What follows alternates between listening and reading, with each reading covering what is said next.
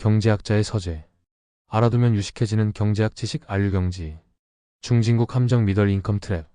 세계 근현대사에서 후진국이 선진국이 된 유일한 나라 대한민국. 그 어렵다는 중진국 함정을 어떻게 벗어났으며 중진국 함정이란 무엇이며 이 함정을 벗어나는 원인은 무엇인가.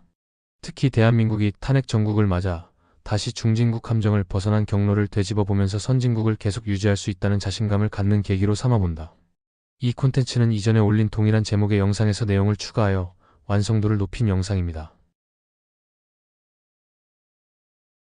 중진국 함정 또는 중진국 던 미들 인컴 트랩은 세계은행이 2006 아시아경제발전보고서에서 20세기 후반 국제 경제에 대한 개황을 제시하며 사용한 용어다. 과거 저소득 국가였던 나라가 중간소득 국가 미들 인컴 컨트리에 올라서는 단계에서 성장 동력을 상실하여 고소득 국가 하이 인컴 컨트리에 이르지 못하고 중진국에 머무르거나 다시 저소득 국가로 후퇴한 현상을 나타내는 표현이다. 2022년 세계은행 아틀라스 방법은 명목상 1인당 지의 나이가 4,465달러에서 13,845달러 사이에서 더 성장하지 못하고 정체하고 있는 국가를 뜻하며 세계은행의 고소득 국가군 경계가 2022년 기준 13,845달러이므로 고소득 국가군 진입 전 경제성장 동력을 상실한 나라를 의미한다고 봐도 된다. 대다수가 아프리카, 아시아, 라틴 아메리카에 몰려있다. 중진국 함정은 함정이라는 이름에서 풍기는 인상과 달리 예외적인 현상이 아닌 보편적인 현상에 가깝다. 중진국 함정에 빠지지 않은 나라는 극히 드물며 선진국을 제외한 대부분의 경제성장국들이 중진국 함정에 빠졌다고 볼 수 있다. 저소득 국가일 때는 고성장을 하다 중진국이 되면 본격적으로 경제성장률이 떨어지고 각종 경제 위기에 직면한다. 세계은행 소속 경제학자들이 발표한 보고서에 따르면 1960년에 중진국이었던 101개 국가 중 2008년까지 고소득 국가가 된 곳은 대한민국, 아일랜드, 대만 등 13개국 뿐이다. 저소득 국가들이 저임금 제조업 등으로 개발도상국에서 중진국으로 성장하는 것은 상대적으로 수월하지만 이후 선진국으로 도약하는 것은 굉장히 어렵다는 것을 알 수 있다. 자국 고유의 문제점들을 자국의 상황에 맞게 해결하는 게 가장 중요하기 때문에 중진국 함정을 벗어날 수 있는 범용적인 모범 답안은 존재하지 않는다. 그리고 이것이 세계 대부분의 개발도상국이 선진국으로 진입하지 못하고 고전하는 이유이기도 하다. 중진국 함정에 빠지는 원인. 산업구조상 문제.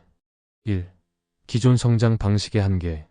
중진국 함정 현상이 일어나는 주된 이유는 요소 투입 중심의 성장 방식이 가지는 한계인 수학 체감의 법칙 때문이다.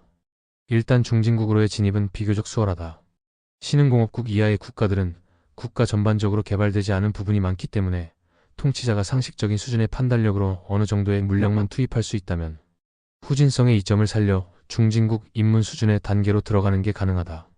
비포장 도로에 아스팔트만 깔아놓으면 물류 규모가 수십 배로 증가하고 초등학교를 세우면 노동 생산성이 폭증하며 상하수도 시설만 설치하면 공중보건 비용이 크게 하락한다. 그래서 후진국은 이런 양적인 투자만으로도 가파른 성장을 할 수 있다. 거기에 낮은 인건비를 통한 선진국의 공장 역할, 특정 산업에 대한 선택과 집중, 선진국에 대한 추격자 효과 등이 합쳐지게 되면 성장 속도는 더욱 빨라진다. 이런 식으로 중진국 단계에 오르면 선진국 진입 가능성이 거론되기 시작하는데 문제는 선진국 진입은 기존의 중진국 형식의 개발로는 쉽지 않다는 것이다. 즉, 대부분의 국가가 경제 발전 과정을 보면 인구가 원래 생산성이 낮던 농촌 지역에서 도시로 옮겨가는 이촌양도, 도시화 현상이 나타난다. 이 과정에서 노동력이 생산성이 낮은 1차 산업, 농업, 수산업, 축산업 등에서 제조업과 서비스업으로 이동하며 또한 여성도 대부분 전업주부로 가사와 육아에만 머물다가 취업이 대폭 증가하고 소자녀화 현상이 나타난다. 사회 전체적으로 인구와 자원이 생산성이 낮은 분야에서 생산성이 높은 분야로 전환되는데 그 생산성의 차이만큼 소득이 급격히 증가한다. 하지만 그런 이동이 완료되고 인구 증가가 멈추고 노령화되면 더 이상 끌어낼 저임금 노동력 등 이용률이 낮은 자원이 고갈되니 성장이 둔화된다. 이를 이중 영역 모델 두얼 섹터 마더리라고 하며 중진국 함정을 설명하는 이론 중 하나이다. 이런 모델에 따르면 소위 일컫는 제3세계 국가와 태국, 베트남 등의 나라가 중진국 함정에 빠질 가능성이 높다. 그 결과로 흡수될 중진국 함정의 전반적인 현상들이 발생하는 나라는 선진국으로 진입하기가 더욱 어려워지게 된다. 산업구조상 문제, 고도화 다각화되지 못한 산업구조.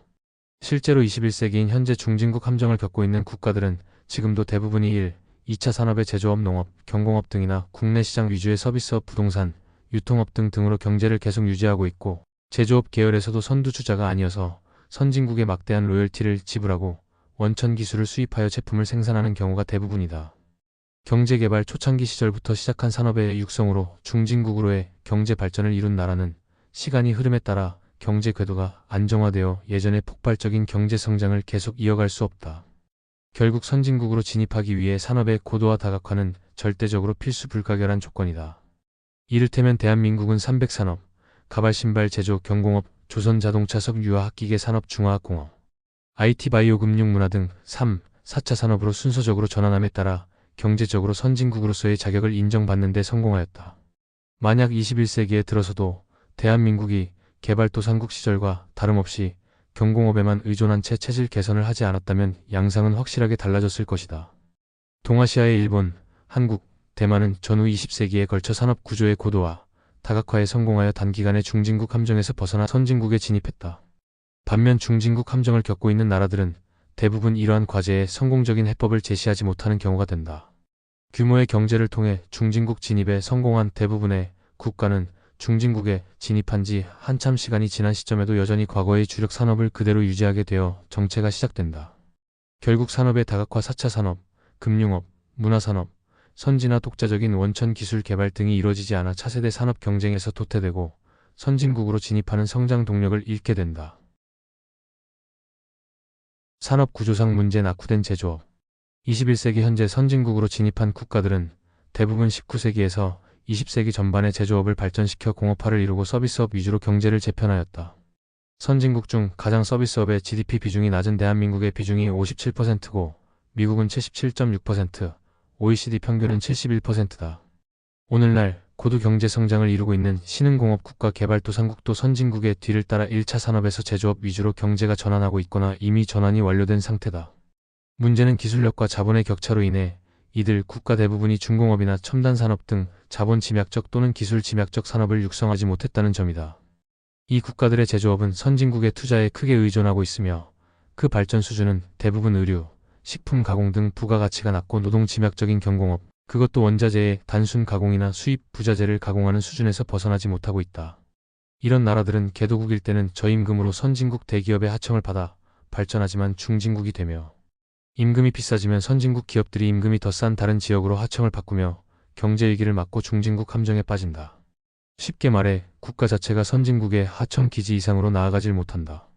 제조업 발전을 위해서는 노동력의 질적 향상과 고도의 사회 인프라가 필요한데 산업혁명으로 이 단계를 밟은 선진국들은 최소 수십 년에서 길게는 2세기 정도에 걸쳐 막대한 투자를 하고 수많은 시행착오를 거친 끝에 수준 높은 노동력과 고도화되고 안정적인 인프라를 갖추었다. 그러나 신흥공업 국가 개발도상국은 이런 문제를 등한시하거나 또는 문제 해결에 노력하더라도 아직 성과를 내지 못하고 있다. 관광업 등 서비스업이나 자원산업에 집중하여 중진국으로 손쉽게 진입하는 경우가 많았다. 그러나 이런 경제적 성장은 그 기반이 불안정하거나 자체 개선이 매우 어려워서 실상을 들여다보면 내실 없는 쭉정이에 가깝다. 단적인 예로 러시아, 베네수엘라, 브루나이, 아랍 중동 국가들, 중남미 국가들은 석유로 많은 돈을 벌었고 태국은 세계적인 관광 대국이지만 이들을 선진국이라 부르는 사람은 아무도 없다. 여기에 중진국 함정에 빠진 국가들이 큰 특징은 대개 이렇다 할 자국 메이커나 브랜드가 부재하거나 부실한 경우가 많다는 점이다. 특히 동남아, 중남미 국가에서 잘 나타나는 문제로 당장 멕시코, 태국, 베트남만 보더라도 공장은 많은데 정작 공장을 소유하는 업체가 선진국에 본사를 두고 있는 게 특징이다. 물론 기술과 자본이 없는 개발도상국에서는 해외 자본이 필요하다. 그러나 중진국에 진입하면 해외 자본 의존이 국가 경제의 성장에 걸림돌이 된다. 해외 자본은 자국보다 해외 인건비 상승에 엄청 민감하기에 해외 인건비가 상승하면 해외 공장을 포기하고 차라리 자국 공장으로 생산을 옮겨버린다. 이는 자국 기업이 자국에서 철수 및 국적을 옮기면 정치적 반발과 지탄을 받기 때문에 아무리 사업하기 힘들었어도 자국에서 생산시설은 유지하기 때문이다. 부가가치가 높은 연구개발은 보통 자국에서 행하므로 연구개발자와 현장 생산 기지의 소통을 위하여 자국 내 생산시설을 아예 없앨 수는 없다. 여기에 생산 비용 상승에 대한 경쟁력 약화도 대두되기 시작한다. 경제 상승은 필연적으로 물가 상승을 동반한다. 그리고 물가가 일정 수준을 넘으면 임금 또한 오르고 총생산 비용이 증가하면서 기존의 제품 가격 또한 상승한다. 즉 품질은 선진국에 밀리고 가격은 후진국에 밀리는 샌드위치 상황에 몰린다. 여기서 과감한 기술 개발, 고부가 가치와 산업 다각화에 실패하면 경제 성장률이 떨어지면서 중진국 함정에 걸리는 것이다. 그나마 중진국 함정에 빠진 것으로 보이는 중국은 이 문제에 있어서는 사정이 나은 편이다.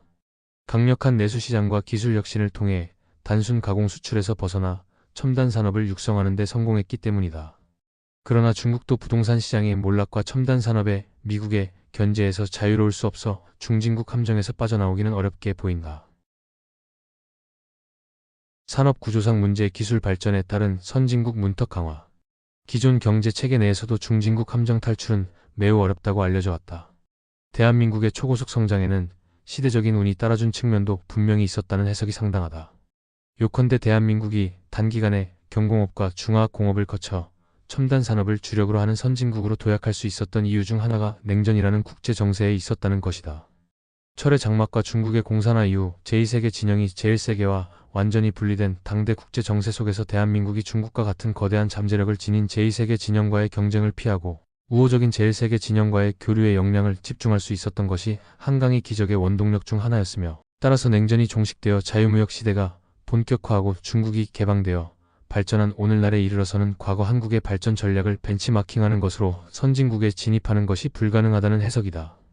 특히 4차 산업기술의 진보에 따른 노동력 절감 효과로 인해 중진국 함정을 겪는 국가들의 공산품 수출 주도형 경제 성장 효과가 잘 먹히지 않고 있다. 실제로 동남아 국가들은 본래 선진국, 다국적 기업들의 하청 공장 기지로서 자국민들의 값싼 노동력을 제공하고 생산된 상품을 가공 수출하면서 자국의 경제 성장을 견인하고 있는 상황인데, 21세기에 들면서 정확하고 신속한 일처리가 가능한 로봇이 기존의 인간들을 대체하는 현상들이 조금씩 현실화되는 상황에서 현지 공장을 운영하는 수요가 감소하는 현상이 전 세계적으로 대세가 되고 있다. 노동 생산성이나 자본 생산성을 선진국 수준으로 끌어올릴 수 있는 자동화나 산업 고도화를 꾀하기 위해서는 연구개발 투자가 불가결하다. 대부분의 중진국은 이러한 생산성 향상과 연구개발 투자가 부진해서 성장 속도가 현저히 느려진다. 산업 구조상 문제. 수입 대체 산업화. 중진국 함정에 빠진 일부 국가들, 특히 중남미의 특징은 수출 주도 산업화 ELI가 아닌 수입 대체 산업화 ISI를 목표로 장기 경제 정책을 짰다는 것이다. 수출 주도 산업화의 중점은 국산 제품을 해외에 판매하는 것에, 수입 대체 산업화의 중점은 외산 제품을 국산 제품으로 대체하는 것에 있다.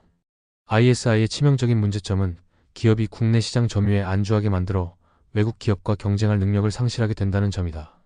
흔히 석유만 팔다 망했다고 알려진 베네수엘라도 1970년대에 수입 대체 산업화를 통해 국내 제조업을 적극적으로 육성하려다가 망한 케이스이다.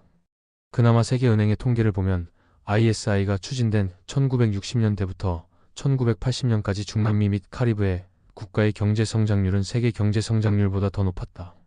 그럼에도 1970년대 비산유국 중남미 국가들이 큰 부침을 겪은 이유는 ISI 자체의 문제점과 더불어 농산물과 원자재 가격의 하락과 오일 쇼크로 인해 에너지 비용이 급증했기 때문이다. 산유국인 중남미 국가들 멕시코, 베네수엘라 등은 같은 시기 오히려 오일 쇼크로 ISI를 추진할 재원을 확보하고 여기에 막대한 외채까지 끌어들여 ISI를 추진했으나 1980년대 중반 유가가 하락하자 타격을 입었다.